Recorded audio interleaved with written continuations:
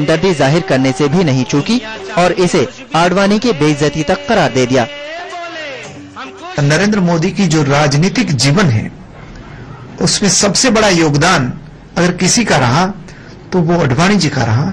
उस आडवाणी जी को आज तक तो अपमानित करते रहे, लेकिन आज उनको अपनी चॉइस की सीट भी देने के लिए मोदी जी तैयार नहीं है। इतना ही नहीं, उनको मजबूर किया गया है कि आप गुजरात में आए और मोदी जी का हाथ पांव पकड़ के ही आप लोकसभा में जा सकते हैं। नरेंद्र मोदी के नाम को एक चमत्कार मानकर चल रही बीजेपी को पर्दे के पीछे से आरएसएस की भी पूरी हिमायत हासिल है और दोनों मिलकर मिशन 272 प्लस के ख्वाब को शर्मिंदा ताबीर करने में लगे हैं। लेकिन ये भी सच है कि मीडिया पर दिखाई जा रही मोदी लहर के बावजूद तमाम सर्वे यही बता रहे हैं कि एनडीए को भी जरूरी अक्सरियत मिलने के आसार नहीं है। ऐसे में बीजेपी के बड़े लीडरों के दरमियान रस्साकशी और रूठने मनाने का ये खेल पार्टी को इक़्तिदार की कुर्सी से कुछ और दूर ही कर सकता है। आलमी समय के लिए ब्यूरो रिपोर्ट के साथ मासूम सिद्दीकी।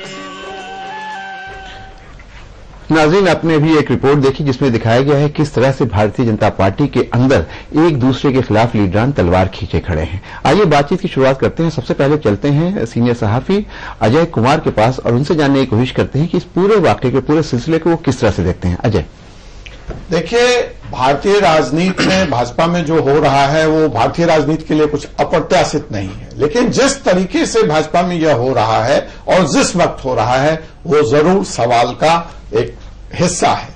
एक बात और है कि जो अभी हो रहा है और जो होने वाला है बड़ी आसानी से उसके लिए आपको किसी एस्ट्रोलॉजर बनने की आवश्यकता नहीं है। मोदी जी ने ये काम सत्ता में आते गुजरात में सबसे पहले शुरू कर दिया।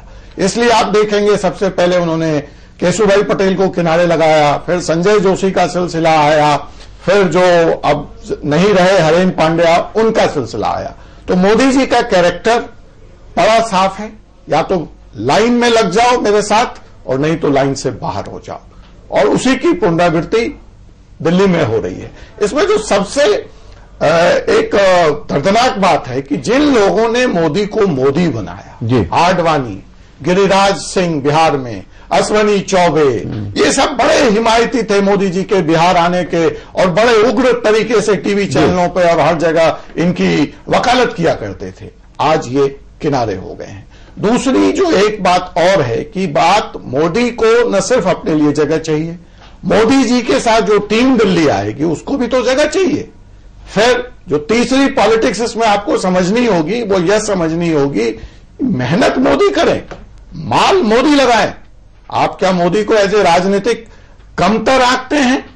मोदी, जब यह चर्चा बार बार उठती है कि अगर 272 का आंकड़ा भाजपा नहीं ला पाई तो जो पार्टनर्स होंगे एनडीए के वो किसी मॉडरेट चेहरे की तरफ देखेंगे, तो मोदी उस विकल्प को दिल्ली आने से पहले खत्म तो करने की कोशिश करेंगे। और उसी नतीजे में आप देख रहे हैं सुषमा स्वराज का किनारे लगना, जसवंत सिंह का किनारे लगना, आडवाणी जी का किनारे लगना, तो यह कुछ अप्रत्याशित यानी आप ये कहना चाह रहे हैं कि पूरे तौर पे जो कुछ भी हो रहा है वो नरेंद्र मोदी की सोची समझी एक अपनी पॉलिसी है उसके तहत कर रहे हैं कि जाहिर सी बात दिल्ली आएंगे तो उनकी पूरी टीम आएगी और अकेले आके दिल्ली वो सत्ता नहीं कर सकते हैं, पूरी टीम के लिए जगह बना रहे हैं। लेकिन अफसोस की बात यह है मैं अजय जी कि अपनी टीम के लिए जगह बनाना बहुत स्वाभाविक है, बहुत नेचुरल है, लेकिन जिस तरह से सीनियर लीडरों की बेइज्जती हो रही है, उनका अपमान हो रहा है, जिस तरह से उनको किनारे लगाया जा रहा है, क्या ये राजनीति के लिए और हमारे समाज के लिए, हमारी सोसाइटी के लिए अच्छी बात है? देखिए, मैंने पहले ही कहा फैसल साहब कि ये कोई नया नहीं है। मैं आपको भारतीय इतिहास के उस दौर में ले जाना चाहूंगा, ये उसकी पुनरावृत्ति है। आपको इंदिरा गांधी का वो दौर याद करना चाहिए कि जब इंदिरा गांधी आई तो कामराज जैसे नेता जो कि फ्रीडम स्ट्रगल थे, कांग्रेस के फेस थे, इंदिरा गांधी ये समझ गई कि इन लोगों के रहते, इस पावर सेंटर के रहते मैं अपनी मर्जी से सत्ता नहीं चला सकती। वही हाल मोदी जी का होगा। अगर मोदी जी यहां प्रधानमंत्री बन जाते हैं, जो आरोप अभी अब सोनिया गांधी और मनमोहन सिंह पे लगता है कि वीक प्राइम मिनिस्टर, तो क्या मोदी एक वीक प्राइम मिनिस्टर बनना चाहते हैं? वो दहाड़ रहे हैं मनमोहन सिंह के सामने। रिजल्ट अगर वो नहीं दे पाएंगे तो देश उनसे पूछेगा। और एक तरफ अगर आप आडवाणी, जसवंत सिंह, सुषमा स्वराज इस त्रिमूर्ति को रखते हो तो इसका मतलब तो वही होगा कि आप एक और जनपद पैदा कर रहे हो और मोदी जी को रोज शाम सवेरे कैबिनेट लिस्ट लेकर के, एनडीए पार्टनर की लिस्ट लेकर के, और फिर ये मुहर होगा कि नहीं होगा, गवर्नर कौन बनेगा, गुजरात का मुख्यमंत्री कौन बनेगा, तो वो तो लिस्ट लेकर के अशोका रोड तक दौड़ते ही रह जाएंगे। प्रधानमंत्री की कवायद वो कब करेंगे? तो मोदी जी जो है इस बात को बखूबी समझते हैं। और आपको उस दौर को याद करना चाहिए कि जब इंदिरा गांधी ने कांग्रेस को तोड़ दिया, उसी हेजमोनी को तोड़ने के लिए, उस बड़े लोगों को तोड़ने के लिए। और आपको याद होगा कि सीपीआई ने अपने जनरल सेक्रेटरी को नजरबंद कर दिया साहब। हरिकिशन सिंह, सुरजीत, इस तरह से वामपंथी पार्टियां के आप देखते हैं 90 साल तक बुड्ढे कुर्सी नहीं छोड़ते हैं, क्योंकि वह जानते हैं राजनीति की एक बड़ी व्यवस्था और दर्दनाक स्थिति है जो पत्रकारिता से भी शामिल होती है कि यहां कोई श्योरिटी और सिक्योरिटी नहीं है। अभी आप अर्श पे होते हैं और अगले मोमेंट आप फर्श पे होते हैं। तो जो कुछ हो रहा है भाजपा में, वह मैं भारतीय राजनीति की जो हुआ है वही है। लेकिन फर्क यह है कि यह मोदी में हो रहा है। व्यक्ति पूजा, कांग्रेस आज अगर कमजोर हुई है तो इसी व्यक्ति पूजा के कारण हुई है। आपने बहुत अहम बात की अजय कुमार की, व्यक्ति पूजा बहुत ज्यादा हो रही है। एक इंडिविजुअल को आगे रख करके पूरा इलेक्शन लड़ा जा रहा है। चलते हैं दीपिका जी के पास और जानने की कोशिश करते हैं कि क्या आज की जो भारतीय जनता पार्टी है वो कमजोर है, और पहले जो होता था संगठन पहले और व्यक्ति बाद में, आज ये हो गया है कि कहीं ना कहीं भारतीय जनता पार्टी बाद में, मोदी पहले। इसको आप कैसे देखते हैं दीपिका? फैजल साहब, आपको ये समझना पड़ेगा, देखिए हर पार्टी में संगठन होता है और हर पार्टी में एक व्यक्ति विशेष, एक कमांडर होता है। ये राजनीति का एक मूल प्रकृति है कि जो राजनीतिक काडर होता है, जो कार्यकर्ता होते हैं और जो लीडर होते हैं, उनको लीड करने वाला सदा एक नेता होता है जो करिस्मेटिक होता है, डायनेमिक होता है, पॉपुलर होता है। मैं यहाँ पे दीपिका जी, अजय जी, मैं 1 मिनट अपनी बात जोड़ दूं, आप उसका भी जवाब दे लीजिएगा। देखिए, यही फर्क था जब हम कहते हैं कि Bhajpa is a party with a difference. Bhajpa लगातार, मैं इस बात पर जरूर आऊंगा कि भाजपा अपने को हमेशा ये कहती है पार्टी विथ अ डिफरेंस। अब ये है कि डिफरेंस तरह के लोग उसमें आ गए। और एक बात और भी है, कि सेनापति एक नहीं है, वहां 2 है। पार्टी अध्यक्ष राजनाथ सिंह है। बात कर लेंगे, फिर आएंगे हम संगीत साहब पर। देखिए ऐसा होता है कि कभी भी ये चुनावी माहौल है, ये रण क्षेत्र है, ये कुरुक्षेत्र है। कभी भी जब एक सेना रण में जाती है, युद्ध में जाती है, तो एक कमांडर होता है, उसके पीछे सब कमांडर्स होते हैं, उसके पीछे बाकी की सेना होती है। तो राजनाथ सिंह ने पीछे, देखिए राजनाथ सिंह पीछे, आप ये मैथमेटिकल कैलकुलेशन नहीं है कि Rajnath ji is equal to Narendra Modi ji, party के अध्यक्ष हैं।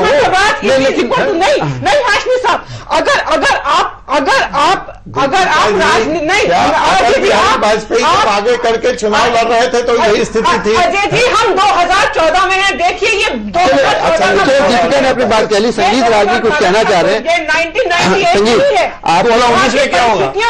पूरी तरीके से बदल गई है। और 2004 में अडवाणी जी को जब आगे करके भाजपा चुनाव लड़ी थी, यही दीपिका आपकी बात लेकर के मैं संगीत राजी के पास जा रहा हूँ। फैजल साहब, ये बोल लीजिए। एक मिनट, ये मुद्दे उठा के मीडिया की तो टीआरपी बढ़ सकती है, लेकिन इससे देश तो देश की टीआरपी चाहिए। हमें देश की बात क्यों करो?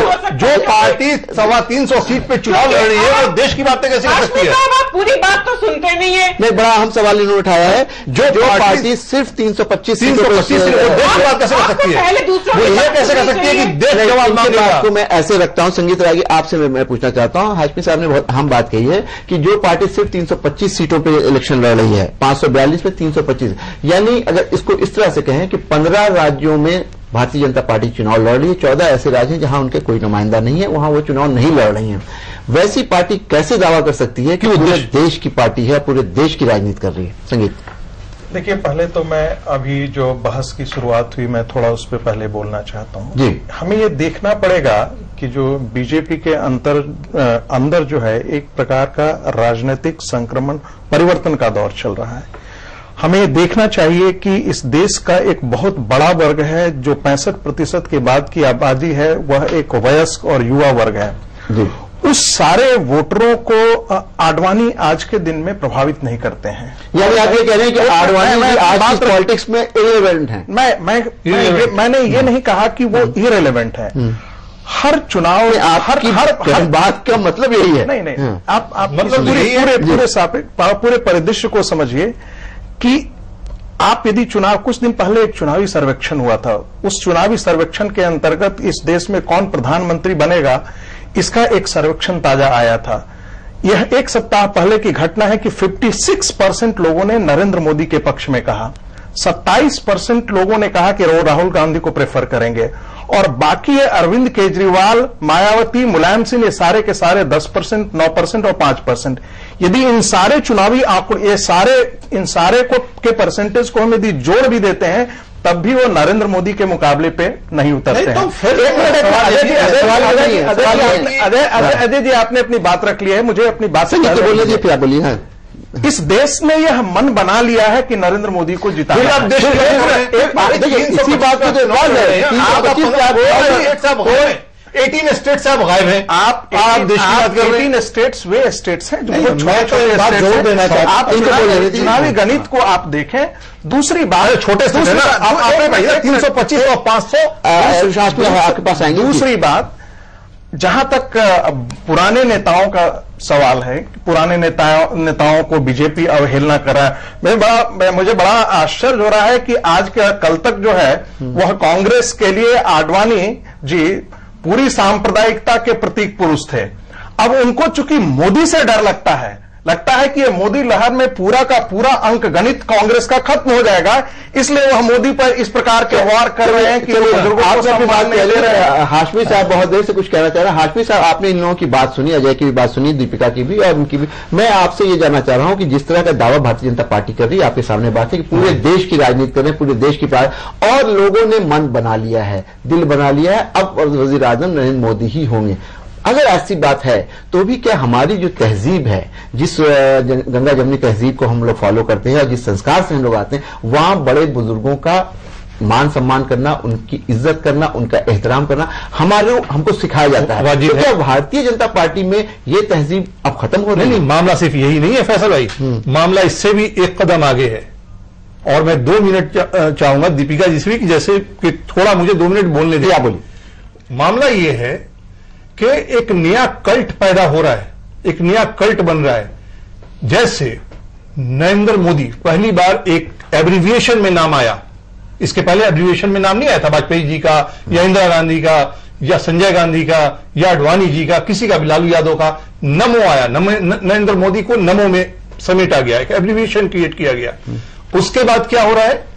उसके बाद यह हो रहा है कि एक नया नारा, मजहबी नारा एक लगाया जाता है, जो मजहब की पहचान होती है। बचपन से हम लोग सुनते आए हैं, हर हर गंगे, हर हर महादेव।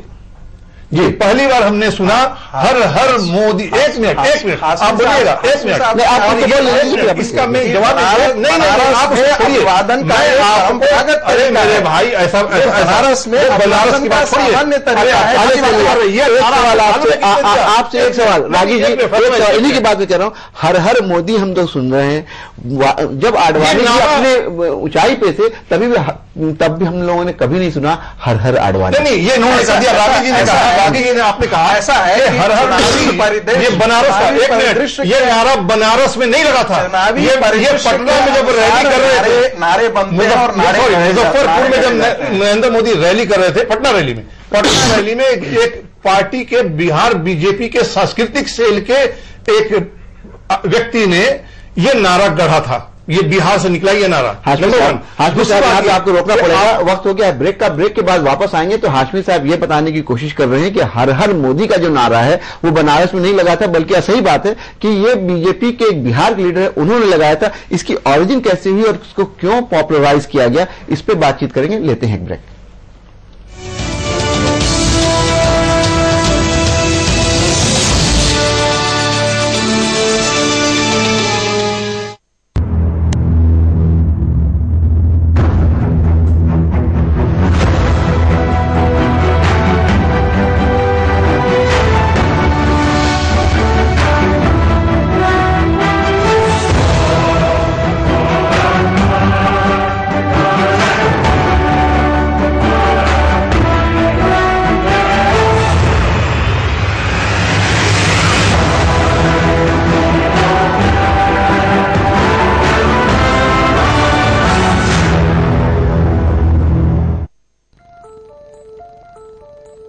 क्या आप कुछ छिपा तो नहीं रहे? property transactions, cash deposits, big purchases, purchase of shares, bonds and debentures. कुछ छिपाइए नहीं, क्योंकि हम सब जानते हैं। आयकर विभाग के नोटिस का इंतजार मत कीजिए। यदि आपने अपने अग्रिम कर का भुगतान अभी तक नहीं किया है या निर्धारण वर्ष 2012-13 या 2013-14 की अपनी आयकर विवरणी अभी तक दाखिल नहीं की है, तो 31 मार्च तक अवश्य कीजिए और देश की प्रगति में भागीदार बनिए। इंटर पास छात्राएं कन्या विद्याधन योजना की मदद से आगे बढ़ रही हैं। हाई स्कूल पास युवा नौकरी मिलने तक बेरोजगारी भत्ता की मदद ले रहे हैं। इंटर पास छात्रों को मुफ्त लैपटॉप बांटे गए। समाजवादी पार्टी।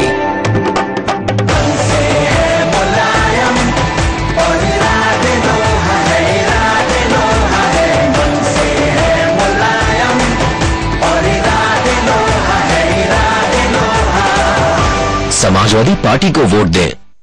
मुझे बवासीर है, खून भी आता है, लेकिन ऑपरेशन से डरता हूँ। जैद ऋषिकाश कल्प्लो कैप्सूल और ट्यूब 3 दिन 3 की खुराक 011-25-53-25-53। अच्छा,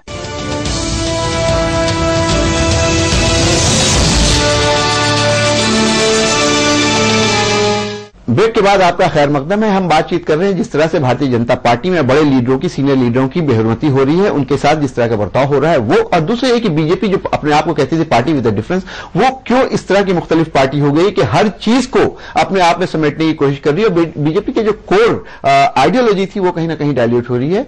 हर हर मोदी का नारा आया है, इस पर बातचीत कर रहे थे और हाशमी साहब ये बताने की कोशिश कर रहे थे कि हर हर मोदी का नारा क्यों आया और किस तरह से आया। हाशमी साहब जी, मैं ये कह रहा हूं कि एक पॉलिटिकल स्ट्रक्चर के अंदर एक नया, एक रिलीजियस कल्ट पैदा करने का कोशिश हो रहा है। एक कम्यून क्रिएट करने की कोशिश की जा रही है नमो के नए एब्रीविएशन नेम के साथ। और देखिए कैसे डिफेंड किया जा रहा है इसे। बिहार में इनके लीडर जो कल तक बिहार के डिप्टी सीएम भी थे, सुशील मोदी जी, सुशील मोदी ने यह बयान दिया कि महादेव, हर हर महादेव, ये कोई महादेव जी ने पेटेंट नहीं कराया था, ईश्वर की ओर पेटेंट नहीं। उसके पहले 20 दिन पहले गोवा के सीएम, जो इनके बीजेपी पार्टी के सीएम हैं, उन्होंने कहा नमो, people refer NaMo as a God. मतलब कि देवराज बरुआ से भी, जो इंडिया उससे भी 2 कदम आगे कि ईश्वर को संबोधित करने का तरीके के तौर पर लोग नमो को याद बोलते हैं। यह बात मोदी ने कहा कि पेटेंट नहीं है महादेव जी का। तीसरी तरफ अंबिकापुर में शिव जी का जो लिंग है, शिवलिंग, वो खंडित हो गया था। वहां पे शिवलिंग खंडित हुआ, वहां पे लगा दिया गया नमो जी का मशाल। तीसरी बात। चौथी, एक और लीडर ने बयान, क्या आप कुछ छिपा तो नहीं रहे?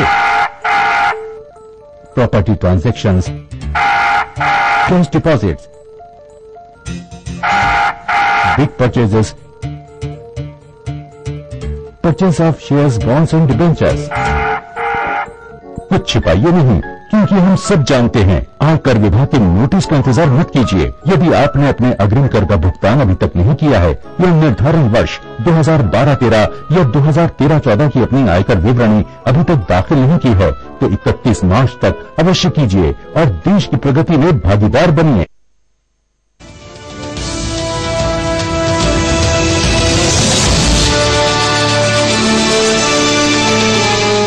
ब्रेक के बाद आपका खैर मकदम है। हम बातचीत कर रहे हैं जिस तरह से भारतीय जनता पार्टी में बड़े लीडरों की, सीनियर लीडरों की बेहरमती हो रही है, उनके साथ जिस तरह का बर्ताव हो रहा है वो, और दूसरे ये कि बीजेपी जो अपने आप को कहती थी पार्टी विद अ डिफरेंस, वो क्यों इस तरह की मुख्तलिफ पार्टी हो गई कि हर चीज को अपने आप में समेटने की कोशिश कर रही है। और बीजेपी के जो कोर आइडियोलॉजी थी वो कहीं ना कहीं डायल्यूट हो रही है।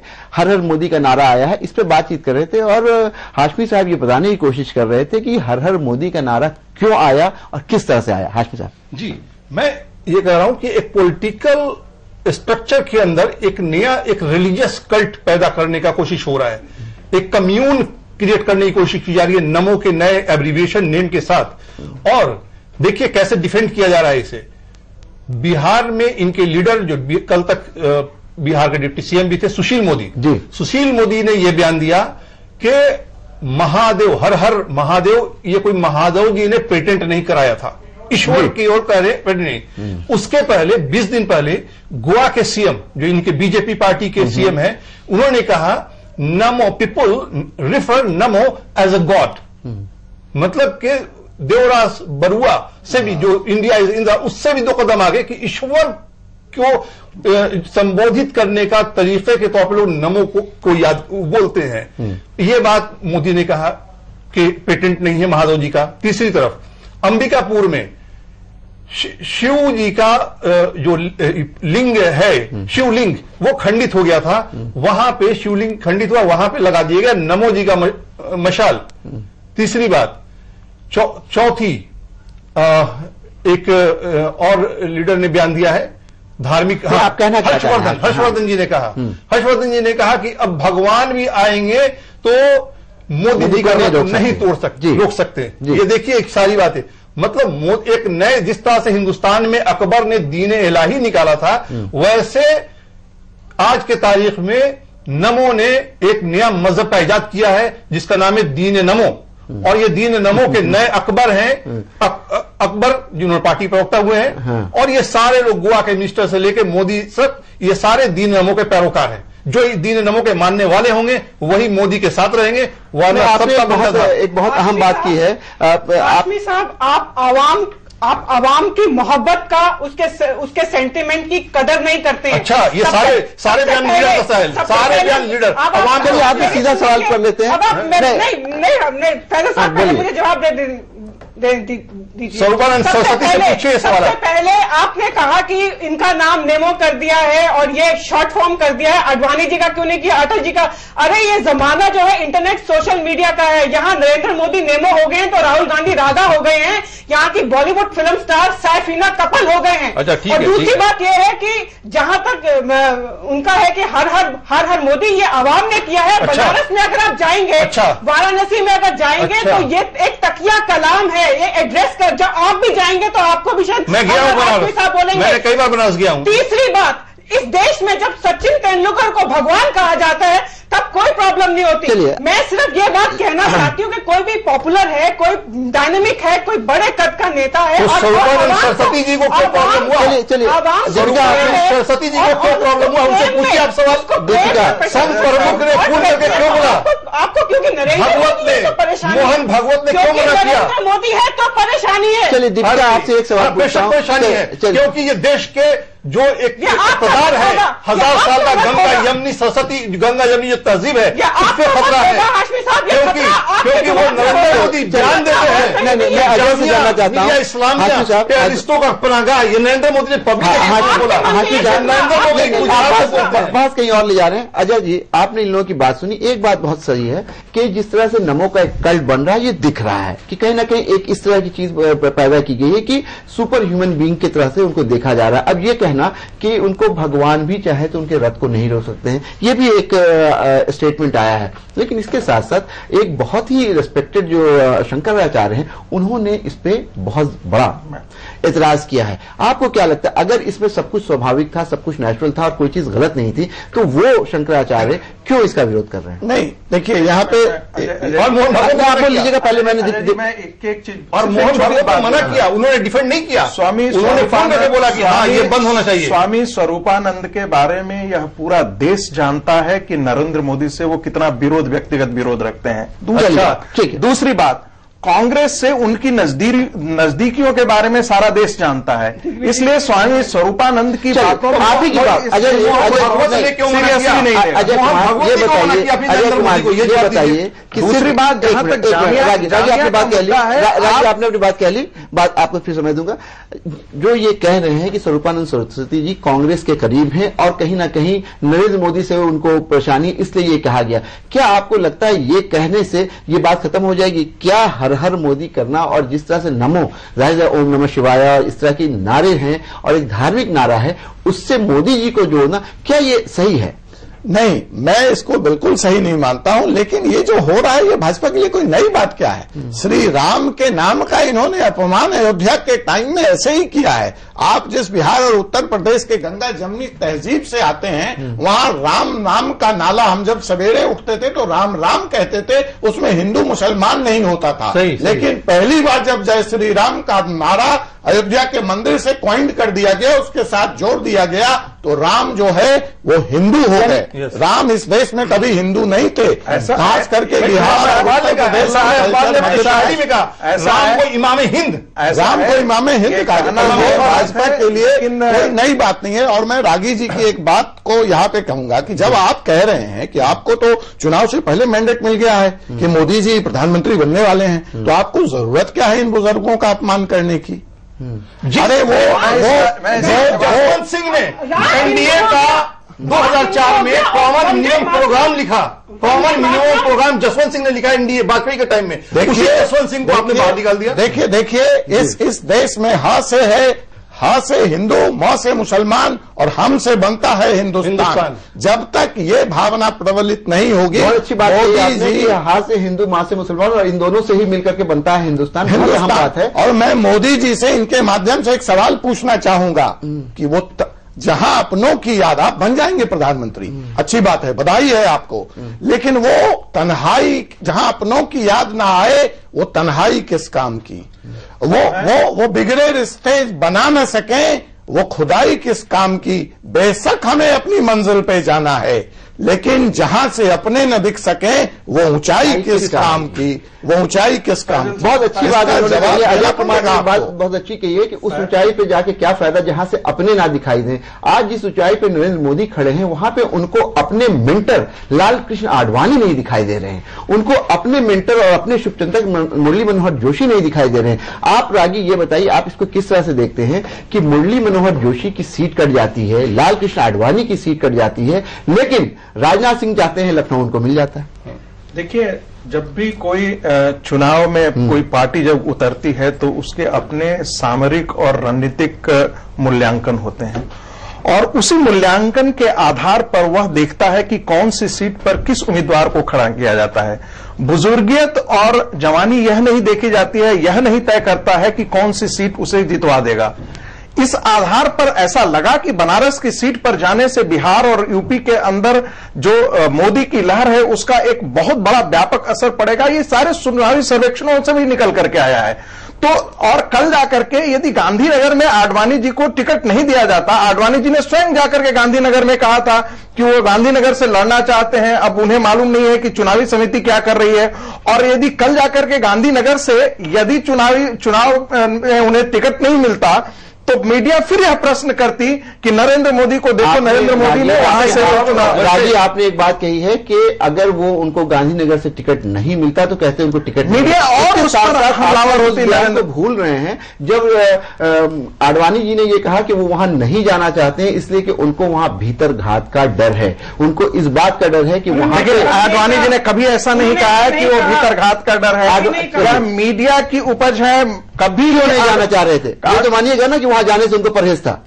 नहीं, किस मोदी जी को, आडवाणी जी को? आडवाणी जी इस दुविधा में थे कि 2 सीट में से कहां लड़ी जाए, और पार्टी ने यह तय किया कि वो बहुत बड़े नेता हैं, राष्ट्रीय कार्यकर्ता है, बीजेपी के ही समर्थक कुछ गांधीनगर से क्या हुआ? बीजेपी के कुछ लीडर चलिए आप गांधीनगर की बात कर रहे हैं, अहमदाबाद इंडिया बता दो, उन्होंने चुन चुन के ब्राह्मणों को साइड लाइन लगाया है। अच्छा, ब्राह्मण नहीं है। दीपिका जी एक बात ये है, राजी कह रहे हैं कि ऐसी कोई बात नहीं है, ये देखा जाता है कि बड़ी रणनीति जब बनती है कि किसको कहां से टिकट देके सीट इन्फ्लुएंस करवाया जाए और कौन सीट जीत सकता है, ये बहुत इंपॉर्टेंट होता है। 7 बार के एमपी हरेन पांड्या, उनको टिकट आपने काट दिया जी। बाड़मेर से सबको मालूम है कि जसवंत सिंह बहुत ही स्ट्रांग कैंडिडेट हैं, उनका टिकट आपने काट दिया। लालगुनी चौबे का टिकट आपने काट दिया, लालजी टंडन का टिकट आपने काट दिया। ये सारे वो लोग थे जो जीत के आने वाले लोग थे और जो बहुत इंपॉर्टेंट और बहुत मजबूत आपके स्तंभ रहे हैं, आपके पिलर्स रहे हैं। कैसे आप इसको देखिएगा? फैजल साहब, जरूरी नहीं है कि जो 7 बार एमपी बना है तो वो 8वीं बार भी जीत के आएगा। जो चुनावी समीकरण होते हैं, जो इक्वेशंस होते हैं, वो डिस्ट्रिक्ट लेवल पे बदला है, ये जानना चाह रहा हूँ। इससे क्या अमित शाह जीत करेंगे? अमित शाह बोलने तो दीजिए। गुजरात के आदमी जी। चुनावी समीकरण और रणनीति हर एक पार्टी का अधिकार होता है। हमारी पार्टी में इंटरनल डेमोक्रेसी बहुत है, एक पूरी प्रॉपर सेंट्रल इलेक्शन कमेटी बैठती है, अनलाइक अदर पार्टी जहां पे 1 या 2 लोग ही चुनाव कर देते हैं कि कौन कहां से लड़ेगा। आपने कहा कि पार्टी, आप कम से कम हमारी पार्टी की आंतरिक डेमोक्रेसी या प्रजातंत्र की प्रशंसा तो करेंगे। आपको रोकूंगा यहाँ पे। आपने अभी सुना सुषमा स्वराज ने बिल्कुल क्लियर किया कि जसवंत सिंह का जो टिकट कटा है वो सेंट्रल इलेक्शन कमेटी में डिसाइड नहीं हुआ था, यानी कि डिसाइड ये हुआ था कि उनको टिकट मिलेगा, और टिकट जो कटा है नया नाम आ गया। चलिए आपने नहीं माना। फैजल साहब, आपने देखा कि सुषमा जी ने अपने बयान में कहा कि कोई तो कारण रहा होगा। ठीक है, आप जब बोल रहे होते हैं तो मैं कभी हस्तक्षेप नहीं करूंगा। बोलिए। इतनी शालीनता आप मेरे प्रति दिखाएं, ऐसी मेरी कामना है आपसे जी। सुषमा जी ने यही कामना हम लोग भी करते हैं कि जिस शालीनता की आप उम्मीद कर रहे हैं वही शालीनता आप लोग अपने जो सीनियर लीडर से उनके प्रति दिखाइए। देखिए, कोई किसी भी यह एक बीजेपी के अंदर एक सामूहिक नेतृत्व काम करता है। कोई एक व्यक्ति नरेंद्र मोदी कोई निर्णय नहीं लेते हैं। चुनावी समिति यहां एक नहीं है कि गांधी परिवार ने तय कर दिया तो यहीं पर चीजें होंगी और यहां चीजें नहीं होगी। बीजेपी के अंदर एक सामूहिक नेतृत्व काम करता है, उस नेतृत्व के अंदर ही यह निर्णय लिया गया था। और राजनाथ जी ने यह कहा भी है बाद में कि भाई सुषमा जी चली गई थी लेकिन उस पर निर्णय हुआ था, बाद में हुआ उस पर निर्णय कि उन्हें कहां लड़ाया जाए। दूसरी बात, एकाएक कल तक तो वो दार्जिलिंग से लड़ रहे थे, एकाएक जसवंत सिंह जी को एकाएक आन पड़ा कि वो बाड़मेर से लड़ना चाहे। हो सकता है चुनावी रणनीति के अंदर कभी भी किसी भी समय पर उसमें परिवर्तन किया जा सकता है। क्यों ऐसा नहीं था तो गुजरात के किसी सीट पर मधुसूदन मिस्त्री को वहां पर क्यों गया? पुरानी जो सीट वहां पर ऑलरेडी जो पहले से उनके उम्मीदवार थे वहां से उन्हें क्यों हटा लिया? ऐसे बहुत सारे परिवर्तन, रणनीतिक परिवर्तन होते हैं, बड़े परिदृश्य में देखा जाना चाहिए। मैं आपकी बात से सहमत हो जाता हूं 1 मिनट के लिए। मैं आपकी बात से, मैं तो सिर्फ यह जानना चाहता हूं कि जिस भाजपा की तरफ देश आशा भरी नजरों से देख रहा था, फिर आप देश 325 में चुनाव चलिए देश का एक बड़ा हिस्सा, चलिए देश का एक बड़ा तकलीफ हमें नहीं, आपको तकलीफ है। आप 556 के चुनाव नहीं लड़ती, अरे आप 556 में चुनाव नहीं लड़ती। भारत की सबसे प्रमुख विपक्ष पार्टी, आप इसका तो सम्मान कीजिए। तो आप कहां से? लेकिन प्रमुख पार्टियां हैं, ये देश का एतराज बिल्कुल सही है। बीजेपी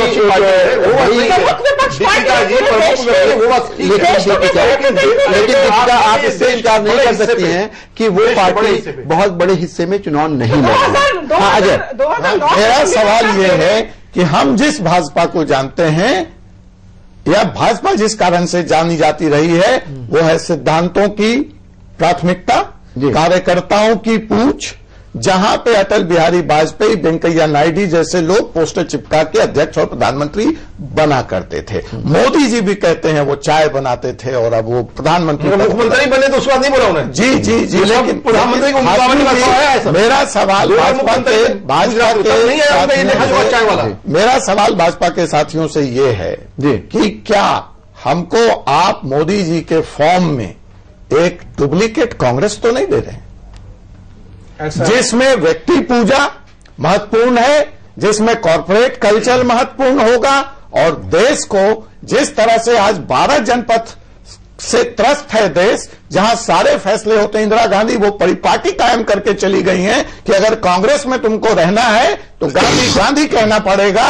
वैसे ही क्या भाजपा के लोगों को अगर भाजपा में रहना है तो नमो नमो कहना पड़ेगा।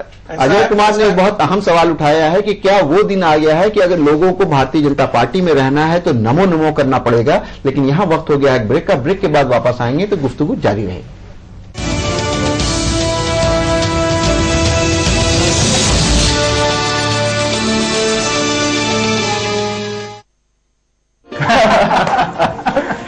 भाई साहब, अब लक्ष्मी घर आई है तो इस जिम्मेदारी के लिए तैयारी भी कर लो। मेरे पास अच्छी बचत योजनाएं हैं। बचत करोगे तभी दे लेकर अच्छे घर में जाएगी और सुखी गृहस्थी बसाएगी। दे लेकर मतलब दहेज? जानते नहीं, दहेज लेना ही नहीं देना भी अपराध है। क्या चाहते हो मैं जेल जाऊं? दहेज के लिए नहीं, बिटिया की पढ़ाई के लिए कोई बचत योजना है तो बताओ। मैं अपनी बिटिया को पढ़ा लिखा कर ऐसा बनाऊंगा कि उसकी गृहस्थी नहीं सारा परिवार भी खुशियों से भर जाए, है ना बेटी? अच्छी शिक्षा, आपका सहयोग और प्यार पाकर आपकी बेटी आपके परिवार का गौरव बन सकती है, आपकी पहचान बन सकती है। दहेज नहीं, बेटी की अच्छी परवरिश की सुविधाएं जुटाइए। सवेरे अनाउंस कर दिया, वो तेरे लिए कुड़ियों का बाउंस कर दिया।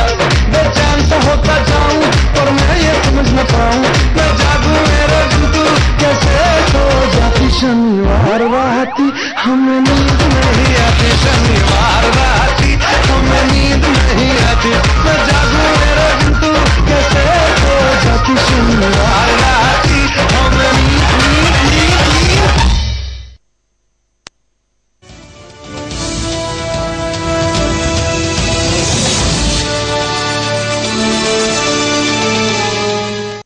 ब्रेक के बाद आपका एक बार फिर खैर मकदम है। बातचीत कर रहे हैं कि किस तरह से बीजेपी में जो सीनियर लीडर्स हैं उनको किनारे कर दिया गया है और सिर्फ एक आदमी को सामने करके अब बातचीत हो रही है। पूरे इलेक्शन में जाने की तैयारी है, बल्कि पूरे इलेक्शन में सिर्फ नरेंद्र मोदी का चेहरा और उनका नाम दिखा करके लड़ाई लड़ी जा रही है। अजय ये कह रहे थे कि वो दिन दूर नहीं है कि अगर भारतीय जनता पार्टी में आपको रहना है तो नमो नमो करना पड़ेगा।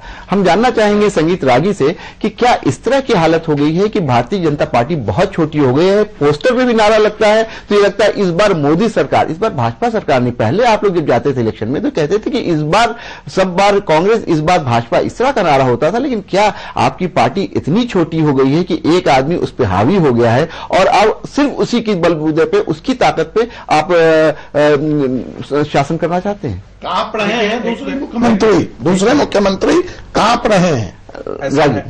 डर मोदी हो गया जी पार्टी के अंदर। आप देखेंगे कि यदि 2009 का यदि चुनाव देखें और उससे पहले भी जब भारतीय जनता पार्टी की चुनाव लड़ रही थी, जब अटल जी सरकार में आए, तब भी देश में एक कहा जा रहा था कि अटल जी की लहर है।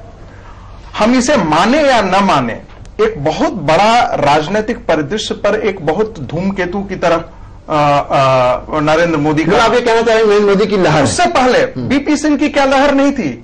जयप्रकाश नारायण के समय लहर नहीं थी क्या? जयप्रकाश नारायण उस परिवर्तन के प्रति एक सवाल का जवाब दें। आज नरेंद्र मोदी विकास और परिवर्तन की तो बात हम न करें, जयप्रकाश नारायण संपूर्ण क्रांति की बात करते थे और देश को प्रधानमंत्री बनने का स्वाद नहीं देखा। कौन से रोड में जेल गए हैं वो?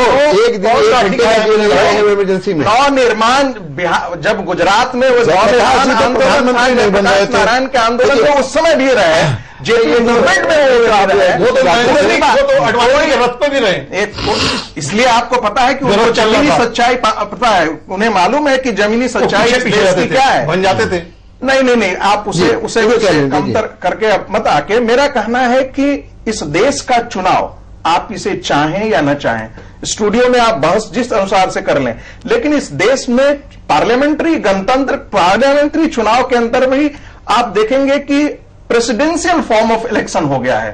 एक बड़ा अहम सवाल है। मैं इस बात को बात करना चाहूंगा के तौर पर देखा जा रहा है कि सबसे बड़ा इस देश को सबसे पिछले 10 साल में सबसे आपने एक बहुत अहम सवाल उठाया है। देश को कोई भी एक बड़ा सोच का और बहुत एक गंभीर नेतृत्व नहीं मिला। मनमोहन सिंह के रूप में इस देश ने जो सरकारें देखी, उसे हम सबको मालूम है कि हमारा विकास की स्थिति क्या हुई। करप्शन के आधार पर आज के दिन में नरेंद्र मोदी के बारे में यह कहा जा सकता है कि उन पर किसी भी प्रकार का यह दब्बा नहीं है। अच्छा, इसलिए आपने बात कह ली, समय कम है, आपने अपनी बात कह ली। मैं हाजपी साहब आपसे जानना चाहूंगा कि इन्होंने खुद कहा कि हिंदुस्तान में जो पार्लियामेंट्री सिस्टम ऑफ गवर्नमेंट है और इसको अब प्रेसिडेंशियल फॉर्म ऑफ गवर्नमेंट पर लगा जा रहा है, यानी एक आदमी को सामने रख करके। ये कितना इंडियन डेमोक्रेसी के लिए, हिंदुस्तान की जो जमहूरियत है उसके लिए कितना सही है? देखिए, ये एक बड़ा ही सिंपल मामला है, इसमें कोई लोचा नहीं है। बहुत सिंपल मामला ये है कि बीजेपी के पास कोई मुद्दा नहीं है, इसलिए उन्होंने मुद्दा बना दिया नरेंद्र मोदी। मतलब मुद्दा बना दिया नरेंद्र मोदी। पूरे देश जानता है कि कांग्रेस के और कांग्रेस पार्टी मुद्दे पर चुनाव लड़ रही है, ये भी सच्चाई है। देश का राहुल गांधी जहां जाता है चाइना वो यूपीए के उपलब्धियों को गिनाता है। चाइना, पाकिस्तान सरकार ने 5 साल जो काम किया वो नहीं गिनाता है। वो आरटीआई गिनाएंगे, वो मनरेगा गिनाएंगे, तीनों शक्तियां जो नरेंद्र मोदी को और जो भी आती हैं, जो लोग इसके समर्थन में है वह भी उन्हें रोकना चाहते हैं। लेकिन तीनों त्रिशंकु बीजेपी शक्तियों के साथ नरेंद्र मोदी को मुद्दा बना दिया है, वह भी उनके खिलाफ लड़ना चाहते हैं। अगर बीजेपी के पास कोई मुद्दा है नरेंद्र मोदी के अलावा तो बीजेपी उसको लेकर सामने आए। बीजेपी के अलावा अगर कोई मुद्दा है तो नरेंद्र मोदी के अलावा कोई मुद्दा है, अगर नरेंद्र मोदी के अलावा भारतीय जनता पार्टी के पास कोई मुद्दा है, कोई रोड मैप है तो उसको लेके सामने आए। राजी ने अपनी मुझे ऐसा लगता है, एक बात और कही है, एक मिनट, नरेंद्र मोदी ने अपने भाषण में उनका देश के बारे में, उनके डेवलपमेंट के बारे में, ग्रामीण परिवेश के बारे में, एजुकेशन के बारे में, हेल्थ के बारे में, क्या डेवलपमेंट का विकास का मॉडल है उन्होंने कहा। उनको तो कोई जानकारी नहीं है। गंगा नदी में डाल देते हैं। आप इसे भगत सिंह को ले जाके काला पानी भेज देते हैं। किसी भी प्रधानमंत्री के राहुल गांधी ने अभी तक कुछ अपना विजन डॉक्यूमेंट नहीं बताया। अजय जी, आपसे मैं ये जानना चाहूंगा कि जिस तरह की बात कर रहे हैं कि इनके पास कोई रोड मैप नहीं है, इनके पास कोई एजेंडा नहीं, इसलिए नरेंद्र मोदी को सामने लेके आए। संगीत राजी ने बहुत अच्छी जोर देकर ये बात की है कि करप्शन उनके साथ नहीं जुड़ा हुआ है, लेकिन इसके साथ साथ एक दो चीजें और हैं जिस पे बात होनी चाहिए कि जिस तरह का मंच बनता है नरेंद्र मोदी के लिए, जिस तरह की हाईटेक कैंपेन हो रही है उनकी, और जिस तरह से वो 185 सभाएं करने जा रहे हैं, कौन लोग हैं इनके साथ? देखिए, मेरे लिए जो एक सवाल है, मौजूद सवाल है, वो सवाल है कि इस देश को कैसा प्रधानमंत्री मिलने जा रहा है। मुझे इस बात से फर्क नहीं पड़ता है कि वो मोदी हैं और राहुल गांधी हैं। अच्छा है अगर मोदी हैं। मेरा सवाल जो है, जो आप कह रहे हैं कि देश आखिर अगर मोदी को लेके आ रहा है तो वो कांग्रेस का विकल्प खोज रहा है, कांग्रेस का डुप्लीकेट नहीं खोज रहा है। भाजपा का जो कांग्रेसीकरण हो रहा है वो देश का भला नहीं करने जा रहा है। और जो एक अभी ब्राह्मणों वाली बात हाशमी साहब कह रहे थे, ये कहीं ना कहीं सच्चाई लगती है। जब मोदी मुजफ्फरपुर से यह कहते हैं कि अब भाजपा दलितों और बैकवर्डों की पार्टी है, तो आप क्या और बनियों की पार्टी नहीं है। शायद मोदी जी को इसका पता नहीं है कि बनिए बिहार में बैकवर्ड ट्रीट होते हैं। लेकिन अब वो कह रहे हैं कि अब आडवाणी की जरूरत जैसे नहीं, जसवंत की जरूरत नहीं, वैसे ब्राह्मण और बनिए जो ट्रेडिशनल वोट बैंक समझे जाते थे भाजपा को, मोदी जी उसको टाटा बाई बाई कहते हैं। जनेऊ तोड़ा जा रहा है भाजपा में, और नए जनेऊकार पैदा हो रहे हैं जिसमें उदित राज हैं, रामविलास जी हैं, उपेंद्र कुशवाहा जी हैं। कुछ लोगों को जनेऊ पहनने की, जिनको भगवाकरण और भाजपाकरण की बड़ी मेरा आपका सवाल ये है अजय कुमार जी, अगर ऐसा है, अगर आपकी बात मान लें तो अगर ब्राह्मणों की पार्टी नहीं है भारतीय जनता पार्टी, हमेशा उसके ऊपर ये इल्जाम लगा है कि ये मनुवादी पार्टी है, और ये जो वर्ण व्यवस्था है, ये जो हमारे यहाँ सोसाइटी का जो क्लासिफिकेशन है उसकी पार्टी है, उसको अगर नरेंद्र मोदी खत्म करना चाह रहे हैं तो इसमें बुराई क्या है? नहीं, इसमें कोई बुराई नहीं है, नहीं, इसमें कोई बुराई नहीं है, इसका स्वागत है। लेकिन समावेशी राजनीति, नफरत की राजनीति नहीं, एक दूसरे को लड़ा करके, आप जो थे आपके साथ उनको रखिए, पार्टी का विस्तार कीजिए, बाकी लोगों को जगह दीजिए, कीजिए, क्योंकि वो संघ के पैदाशुदा हैं। लेकिन वो ब्राह्मण नेता जो है ईमानदार पार्टी के अंदर, ब्राह्मण होना और ब्राह्मणवाद दो चीज है। वो ब्राह्मण नेता को जो ईमानदार हैं उनको साइडलाइन कर रहे हैं, चाहे वो बिहार के चौबे हों, चाहे वो केसर त्रिपाठी हों, मुरली मनोहर जोशी हों, लालजी टंडन हों, कलराज मिश्रा हों, ये एक एक करके सबको साइडलाइन कर रहे हैं। तो क्या ये ब्राह्मण वर्ग दीपिका जी आपसे जी बोलिए। बहुत गलत कास्ट ओरिएंटेड, पहले दीपिका बोलिए, बहुत गलत इनर कास्ट ओरिएंटेशन दी है हाशमी साहब ने, और बहुत गलत है ये जस्ट बिकॉज ये लीडर्स यूपी के हैं and just incidentally they happen to be Brahmin. ऐसा नहीं है कि बाकी सारे राज्यों में ब्राह्मण लीडर्स को उन्होंने परे कर दिया है। जस्ट बिकॉज ये 4-5 लीडर्स ब्राह्मण हो गए तो इन्होंने कास्ट ओरिएंटेशन दे दी कि अब नरेंद्र मोदी जो है ब्राह्मण लीडर्स को साइड में कर रहे हैं। मैं समझती हूँ इससे दुखद बात कोई और भी हो सकती है। हम लेकिन ये तो मानिएगा दीपिका जी कि सारे सीनियर लीडर को किनारे कर दिया है। साहब आप इस बात की संगीनता को नहीं समझ रहे हैं कि देश इस समय कितने बड़े आर्थिक संकट में है, और इस समय अगर हम शालीनता, आइडियोलॉजी का, रिलीजन इन सबके पीछे भागते रहेंगे ना, तो जो इस समय देश और अंबानी दूर करेंगे, आप जैसे लोग उसके जिम्मेदार होंगे।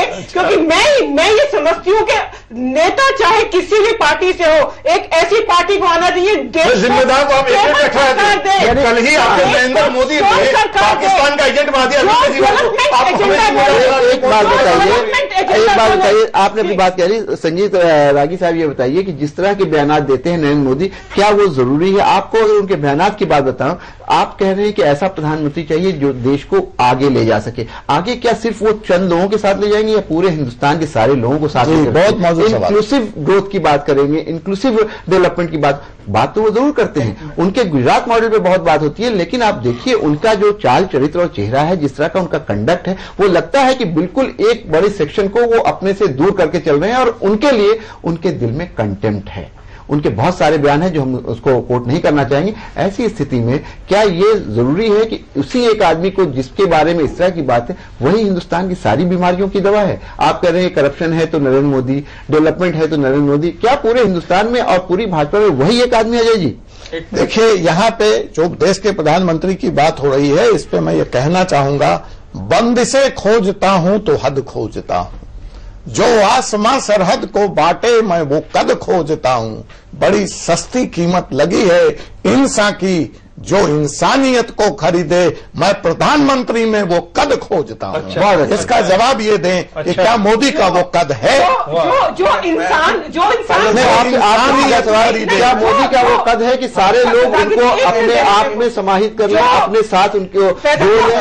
क्या ये कद है? एक मिनट, जो नेता कहे कि मेरे को देवालय से पहले शौचालय चाहिए, जो नेता ये बात कहे कि एक नेता की, एक लीडर की एक ही किताब गाइडिंग किताब होनी चाहिए जिसको भारत का संविधान कहते हैं, जो नेता ऐसी स्टेटमेंट्स दे, आप उस नेता के ऊपर ये प्रश्न चिन्ह लगाते हो कि वो लोगों को साथ लेके नहीं चलता, ये बहुत दुखद बात है। आप उनके उन बयानों को क्यों नहीं सामने लाते जो उन्होंने पूरी आवाम के लिए बोला? आप कुछ कहना चाह रहे जी? ऐसा है कि यह चुनाव, मेरा सीधा सवाल ये है, अजय कुमार ने बहुत बड़ी बात उठाई है कि क्या नरेंद्र मोदी का कद ऐसा है कि उनको पूरा हिंदुस्तान अपना वजीर आजम मान ले? उनमें वो क्वालिटी है कि वो जो जात पात की राजनीति है, जो एक हिंदू मुसलमान की जो सियासत, इन सारी चीजों से ऊपर उठ करके लोग उनको हिंदुस्तान का वजीर आजम मान ले, क्या ये कद है नरेंद्र मोदी का?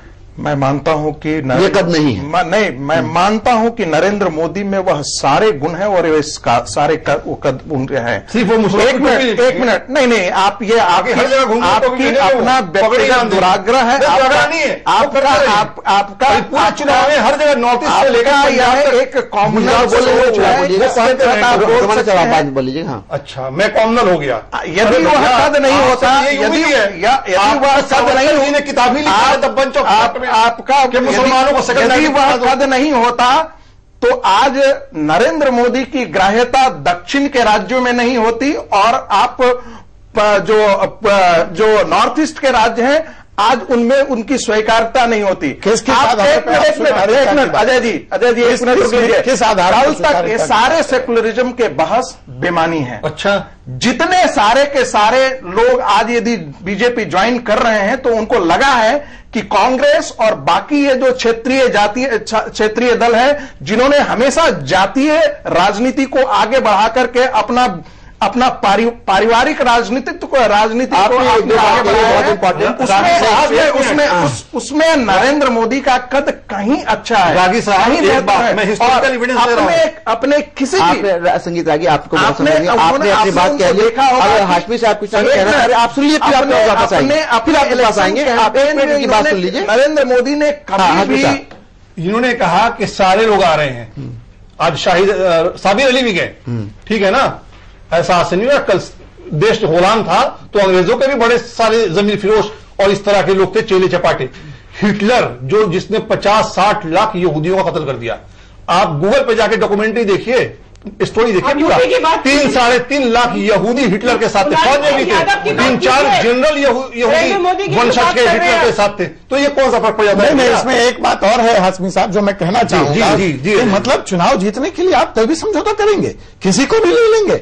चुनाव जीतने के लिए आप कोई भी समझौता करेंगे। अजय कुमार, आपसे इसी बात को आगे बढ़ाऊंगा कि आपने शुरू में ये कहा था कि Bharatiya Janata party with a difference है, लेकिन आज ये हालत हो गई है कि चुनाव जीतने के लिए भारतीय जनता पार्टी हर तरह के समझौते कर रही है। वो रामविलास पासवान जो कल तक इनको हर तरह के नामों से पुकारते थे, खासकर नरेंद्र मोदी को उन्होंने क्या नहीं कहा, वो उनके साथ बैठे हैं। इस तरह के सारे लोग भारतीय जनता पार्टी में आ गए। भारतीय जनता पार्टी तो ये माना जाता था और ये इनका दावा था कि पार्टी विद ए डिफरेंस है, लेकिन जिस तरह से भारतीय जनता पार्टी में दूसरे दलों के लोग आए हैं, कहीं ना कहीं भारतीय जनता पार्टी और किसी दूसरी पार्टी में कोई फर्क नहीं है। तो क्या ये दावा अब भारतीय जनता पार्टी को छोड़ देना चाहिए? अजय, ये बिल्कुल जो सवाल मैंने शुरू में ही उठाया था कि जनाब कोई तो कीमत चुकाए, कोई तो कीमत चुकाए, कोई तो उस सूद का वादा करे, कोई तो जिम्मा ले उस इंकलाब का जो आज तक उधार सा है। हाँ, अच्छा है। तो दीपिका ये बताइए कि इतनी बड़ी कीमत आपको चुकानी पड़ रही है कि आपकी अपनी पार्टी की जो आइडियोलॉजी थी, आपकी पार्टी का जो अपना एक संस्कार था, जो आपका अपना एक चेहरा था, जो आपकी एक सोच थी,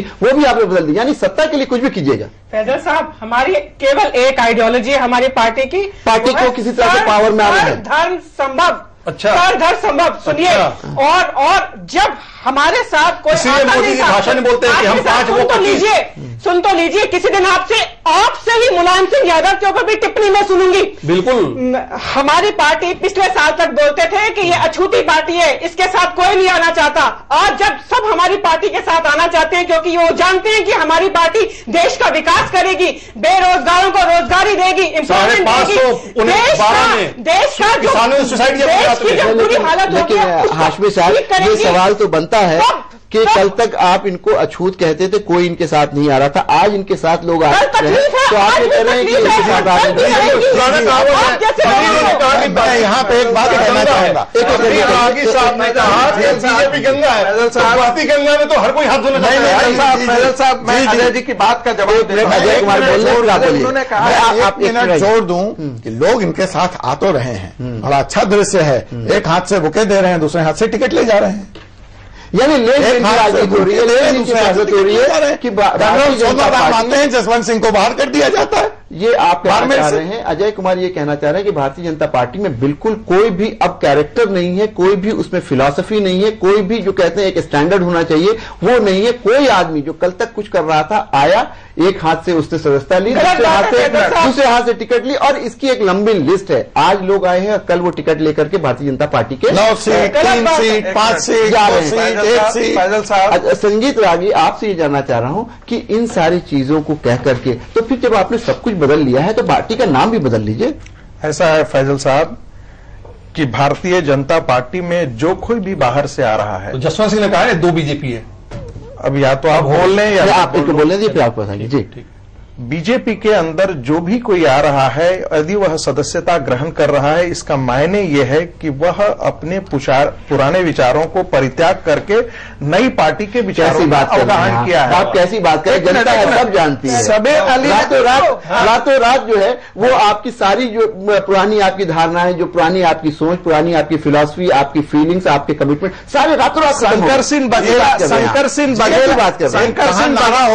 old is gold, old is gold. अब भाजपा के लिए ओल्ड गोल्ड नहीं। आपको शंकर सिंह बघेला कांग्रेस ज्वाइन कर लेते हैं, सेकुलर हो जाते हैं। संजय निरुपम ज्वाइन कर लेते हैं, वह सेकुलर हो जाते हैं।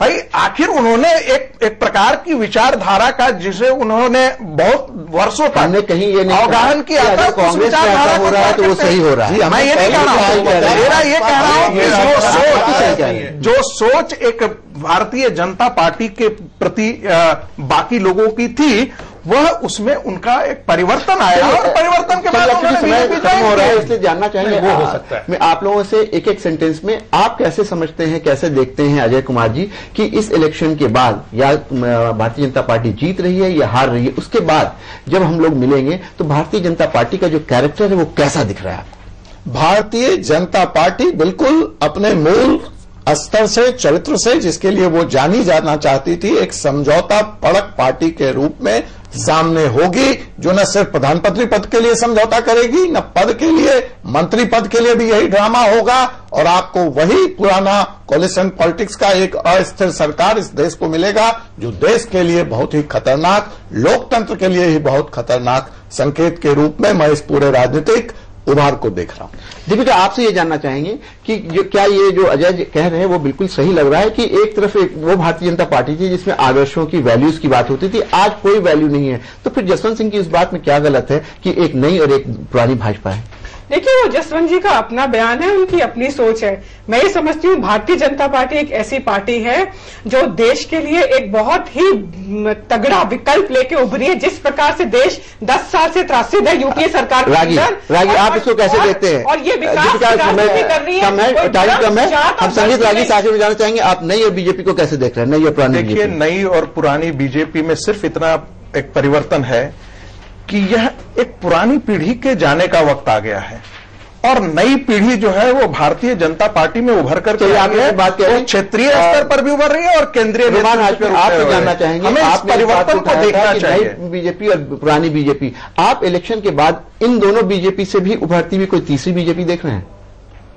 इलेक्शन के बाद तो पहले नतीजे की बात की जाए जी, इस पे मैं 2 लाइन में अपनी बात बहुत मुख्तसर में कि बीजेपी के अंदर एक नए दीन नमो का लोगों ने शॉल ओढ़ लिया है, चादर ओढ़ ली है, और जब नतीजे आएंगे उसके लिए एक शेर है कि सुना था शहर में थी चर्चा कि गालिब के उड़ेंगे पुर्जे, देखने हम भी गए लेकिन तमाशा ना हुआ। नाज़रीन, अभी आप गर्मा-गर्म बहस देख रहे थे, जिस तरह से भारतीय जनता पार्टी में पुराने लीडर्स की बेकदरी हो रही है, पुराने लीडर्स के साथ जिस तरह का बर्ताव हो रहा है, और पूरे तौर पे जो भारतीय जनता पार्टी है जो अपने कैरेक्टर के लिए जानी चाहती थी, अपने वैल्यूज के लिए जानी जाती थी, हालांकि वो भी बहुत मुतनाज़ा रहे हैं, लेकिन उनके लिए जानी जाती थी, उसका किस तरह से पूरे तौर से मोदीकरण हुआ है, इस पर हम बातचीत कर रहे थे। इन दोनों मेहमानों ने, जो भारतीय जनता पार्टी और आरएसएस से जिनका ताल्लुक था, इन लोगों ने बहुत कोशिश की कि उसको डिफेंड किया जा सके, लेकिन कुछ चीजें ऐसी होती हैं शायद जिसको आप डिफेंड नहीं कर सकते हैं। कुछ इसी तरह के हालात यहां पे रहे। अजय कुमार ने भी अपनी मजबूती से बात रखी और उन्होंने एक बात बहुत अहम कही कि हिंदुस्तान का वज़ीर आज़म उसको होना चाहिए जो सारे लोगों को साथ लेकर के चले, जिसका कद इतना बड़ा हो। वक्त आने पर यह पता चलेगा कि क्या नरेंद्र मोदी का कद इतना बड़ा है। आज खुली बहस में बस इतना। अगले हफ्ते किसी नए मौजू के साथ आपसे मुलाकात होगी। मुझे इजाजत दें। आदाब।